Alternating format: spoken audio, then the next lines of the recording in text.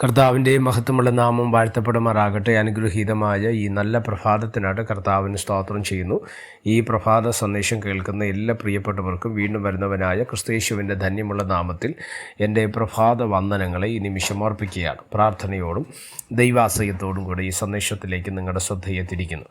എബ്രായ ലേഖനം 6-ാം അധ്യായം അതിൻ്റെ 12-ാമത്തെ വാക്യം. അങ്ങനെ നിങ്ങൾ മന്ദതയുള്ളവരാകാതെ വിശ്വാസത്താലും ദീർഘക്ഷമയാലും വാഗ്ദത്തങ്ങളെ അവകാശമാക്കുന്നവരുടെ അനുകാരികളായി തീരും.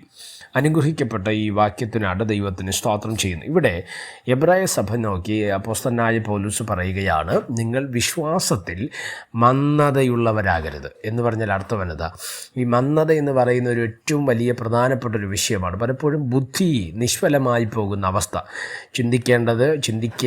ചിന്തിക്കേണ്ടതിനെ അതിൻ്റെ ആ രീതിയിലേക്ക്, അതിൻ്റെ ആക്ഷനിലേക്ക് കൊണ്ടുവരാൻ കഴിയാതെ സ്തോത്രം നമ്മൾ ചിന്തകളെ പലപ്പോഴും മരവിപ്പിച്ച് മന്ദീഭാവിക്കുന്ന അനുഭവം എന്ന് പറഞ്ഞാൽ സൈലൻ്റായി പോകുന്നൊരുവരെ നമ്മൾ ചില വിഷയങ്ങളെ, ചില വ്യക്തികളെക്കുറിച്ച് നമ്മൾ മന്ദബുദ്ധി എന്നൊക്കെ പറയത്തില്ലേ, എന്ന് പറഞ്ഞാൽ അർത്ഥം ബുദ്ധി അബലമായി പോകുന്നു. ഇതുപോലെയാണ് വിശ്വാസത്തിൽ മന്ദത, വിശ്വാസത്തിൽ ക്ഷീണിക്കുന്ന അവസ്ഥ, വിശ്വസിക്കാൻ കഴിയാത്ത അവസ്ഥകൾ, വിശ്വസിക്കാൻ സ്തോത്രം സാധ്യമാകാൻ കഴിയാത്ത മേഖലകൾ. ഇവിടെയെല്ലാം എബ്രായ സഭയോട് ലേഖനകർത്താവ് പറയുകയാണ്, നിങ്ങൾ വേറെ എന്തിൽ മന്ദതയായാലും വിശ്വാസത്തിൽ നിങ്ങൾ എന്ത് ചെയ്യരുത്, മന്ദതയുള്ളവരാകാതെ വിശ്വാസത്താലും ദീർഘക്ഷമയാലും വാഗ്ദത്തങ്ങളെ അവകാശമാക്കണം. അപ്പം എന്തുകൊണ്ട് അർത്ഥം? നമ്മളൊരു വാഗ്ദത്തം പ്രാപിക്കണമെങ്കിൽ ഒന്ന് വിശ്വാസത്താലാണ്, രണ്ട് അതിനെ പ്രാപിക്കാൻ ദീർഘക്ഷമയോടെ നമ്മൾ എന്ത് ചെയ്യണം, കാത്തിരിക്കണം. അങ്ങനെ കാത്തിരിക്കുന്ന വാഗ്ദത്തങ്ങൾ അവകാശമാക്കുന്നവരുടെ അനുകാരികളായിട്ട് മാറണം. അപ്പോൾ